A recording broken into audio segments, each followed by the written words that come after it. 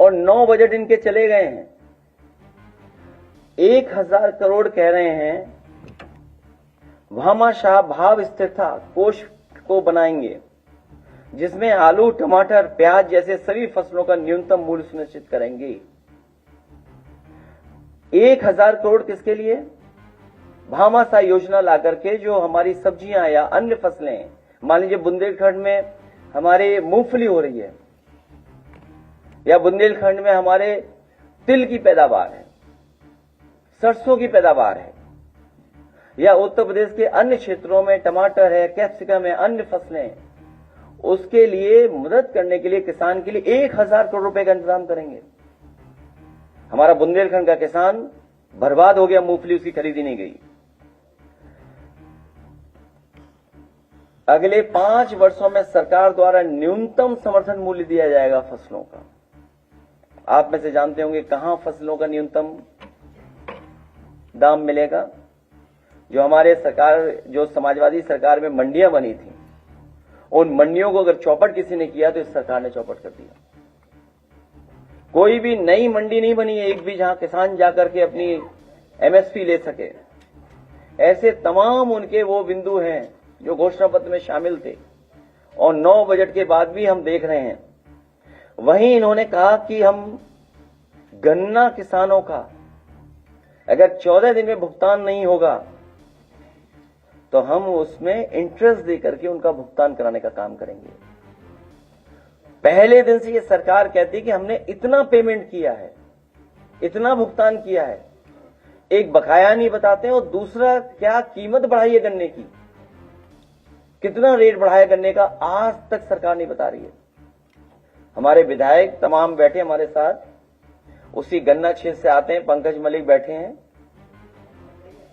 अभी सहारनपुर में होकर के आया हूं, वहां भी कई महत्वपूर्ण किसान नेताओं से मैं मिला, पत्रकार साथियों से मैं मिला, औरों से जानकारी ली है।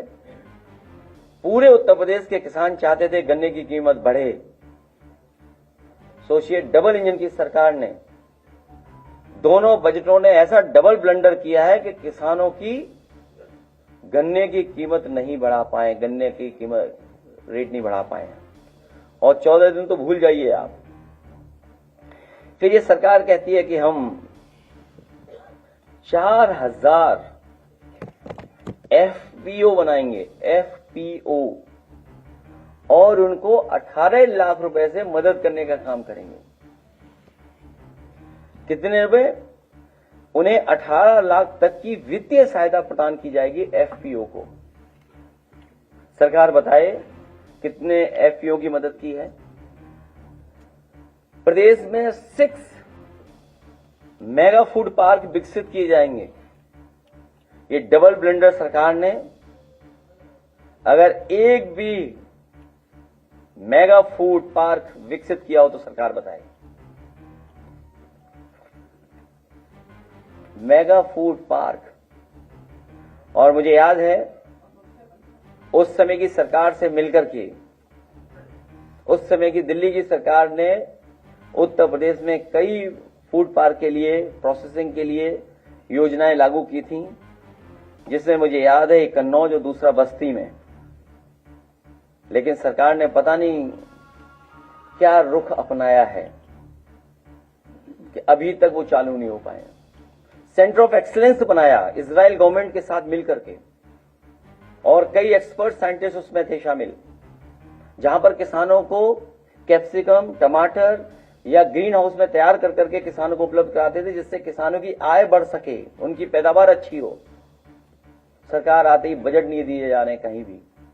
कोई भी एक्सीलेंस सेंटर बनाया, उसमें कहीं भी कोई बजट का इंतजाम नहीं है, ना साइंटिस्ट को बुलाया जा रहा है।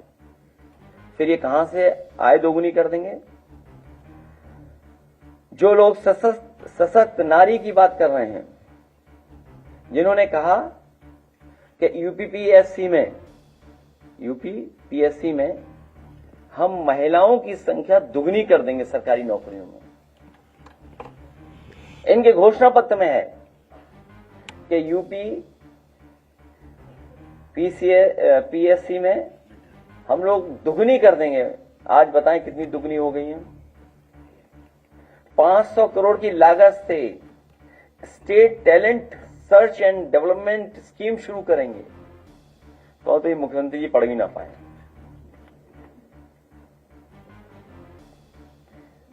स्मार्ट सिटी बनाते बनाते ये स्मार्ट क्लास भी बनाने लगे हैं। ऑडियो वीडियो प्रोजेक्टर के साथ स्मार्ट क्लासरूम बनाई जाएंगी। Computer lab, cyber lab, art room निर्माण की जाएंगे। वाईफाई की व्यवस्था की जाएगी। आधुनिक इंफ्रास्ट्रक्चर एवं वर्ल्ड क्लास सुविधाओं के साथ विश्वविद्यालयों के निर्माण होंगे। आज ही मैं अखबार पढ़ रहा था कि लखनऊ यूनिवर्सिटी रो रही है कि उसे बजट मिल जाए।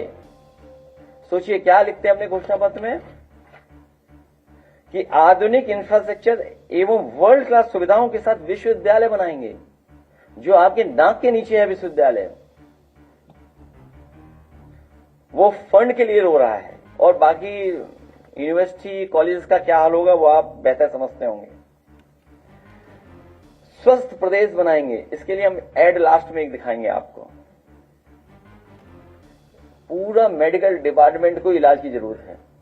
स्वास्थ्य विभाग को, पूरे स्वास्थ्य विभाग को इलाज की जरूरत है। हम लगभग 30,000 करोड़ का इन्वेस्टमेंट लेकर के आएंगे किसी योजना के माध्यम से। 30,000 करोड़ मतलब सरकार अपने हाथ खड़े कर रही है। सरकार नहीं चाहती कि वो इलाज खुद दे, वो चाहती है कि प्राइवेट इन्वेस्टर्स इसमें आए। और जो वित्त मंत्री हैं,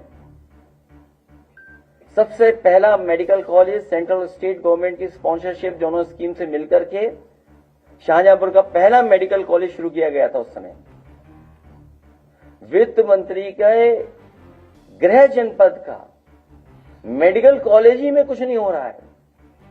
इलाज तो दूर, दवाई तो दूर। जो मेडिकल कॉलेज चलाने के लिए जो स्टाफ की जरूरत होती है, वो स्टाफ ही नहीं है वहां पे। और आपको याद होगा जिस समय मैं सदन में था कि उस मेडिकल कॉलेज में कितने प्रोफेसर की जरूरत है, कितने असिस्टेंट प्रोफेसर की जरूरत है, कितने अन्य स्टाफ की जरूरत है, उसकी पूरी सूची पड़ी थी मैंने। जब वित्त मंत्री के अपने गृह जनपद के मेडिकल कॉलेज की ये हालत हो, स्वास्थ्य की ये हालत हो, मैंने जानकारी की है शाहजहांपुर की, एक भी एम्बुलेंस नहीं चल रही वहां पर। फोन मिलाने पर एम्बुलेंस ही नहीं आती है। घंटों इंतजार करने के बाद एम्बुलेंस पहुंचती है। सोचिए वित्त मंत्री के जनपद का ये हाल।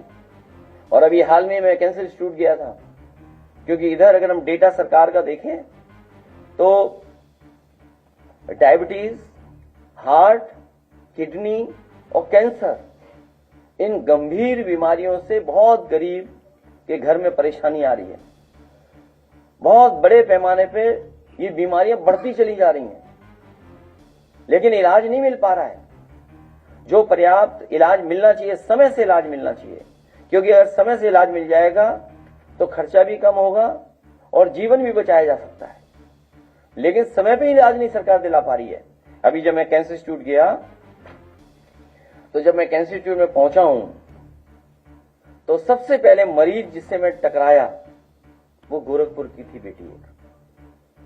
सोचिए कैंसर इंस्टीट्यूट में अचानक हम लोग गए, और जब मैंने कैंसर इंस्टीट्यूट के परिसर में गया और मैंने जानना चाहा कि मरीज कहां इंतजार करते हैं, कहां आराम करते हैं, तो वहां पर देखा कि जहां पर ओपीडी बनी हुई है बिल्डिंग की, उसी पर जमीन पर अपना गद्दा बिस्तर लगा करके सो रहे हैं। और जो सबसे पहले मैं टकराया, गोरखपुर की बेटी से टकराया मैं। उसके ब्रेन में पानी निकालने का या ट्यूमर की शिकायत थी, कैंसरस था, इसलिए पानी निकाला जा रहा था। उसका फर्दर इलाज होना था। आप सोचिए प्रदेश के मुख्यमंत्री 9 साल से हैं, 9 साल से, और गिनती कर लेना गोरखपुर कितनी बार गए, गोरखपुर कितनी बार पहुंचे हैं। कुंभ का तो गिनती आ गई है, कुंभ में कितनी बार गए वो। अयोध्या की भी गिनती आती है, बनारस की भी गिनती आती है कि ये पहले मुख्यमंत्री जो इतनी बार गए हैं। सोचिए गोरखपुर में जाने के बाद भी कैंसर का इलाज गोरखपुर में ना उनके बीआरडी मेडिकल कॉलेज में है और ना ही एम्स में है। उस गरीब परिवार को इलाज कराने के लिए लखनऊ आना पड़ रहा है, वो भी समाजवादी पार्टी की सरकार में बने हुए कैंसर इंस्टीट्यूट में।